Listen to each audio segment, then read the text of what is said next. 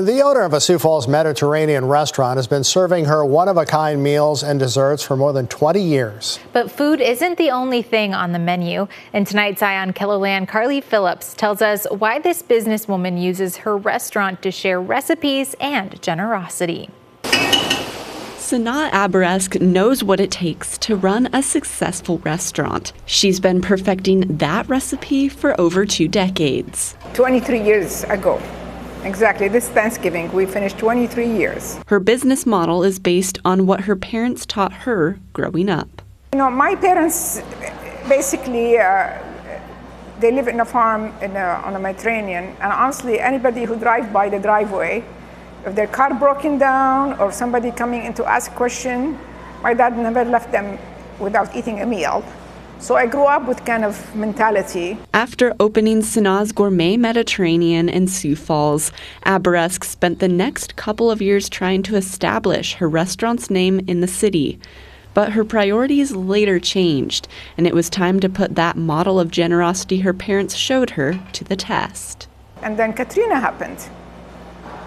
And that's when I decided, okay, I have to do something. Sanaa says a fundraiser with food is just her small way of fighting the hunger and tremendous need created by Hurricane Katrina. Nobody knew me at that time, you know, I was just newly opened restaurant, very weird food, you know, something they never heard. At that time, we asked only $10, and we raised $7,000 and 2 tons of food. After that, Abaresk realized how powerful fundraisers like this one could be. Her kitchen could serve more than just her customers. It could serve entire communities. She started hosting an annual fundraiser for Feeding South Dakota, and she later joined the World Central Kitchen, a group of chefs who send food to communities in crisis. I like to use my food for feeding people, but also to give pleasure physically and spiritually. So I'm here, you know.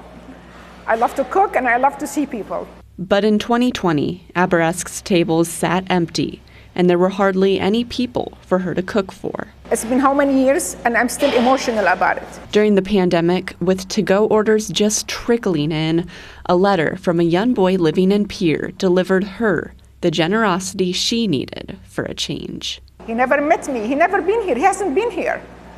And he broke his piggy bank and sent me the money. A letter she still holds close to her today. I would never, ever forget that effect. So you can imagine, so for me, I feel I'm doing the same thing for other people. Since then, Abaresk has held fundraisers for people affected by disasters across the country and world. From helping Texas flood victims, to supporting Palestinian children in Gaza, to sharing hope with local families who face food insecurity. These are just some of the many ways Abaresk continues to serve comfort from her kitchen. For any situation, just put yourself in people's place. So I always think, what if it's my child, you know, in a foreign country and something happened? What if it's my mother who fell ill? You know, people here, even when they're working, sometimes they're only 1 paycheck from going hungry. Abaresk has watched her work make a difference, and she only hopes her dream will guide others. You know, the world is wonderful when we help each other. With Eye on KELOLAND, I'm Carly Phillips. Abaresk says when she decided to open her business at the 8th and Railroad Center, it was the craziest but best decision she's ever made.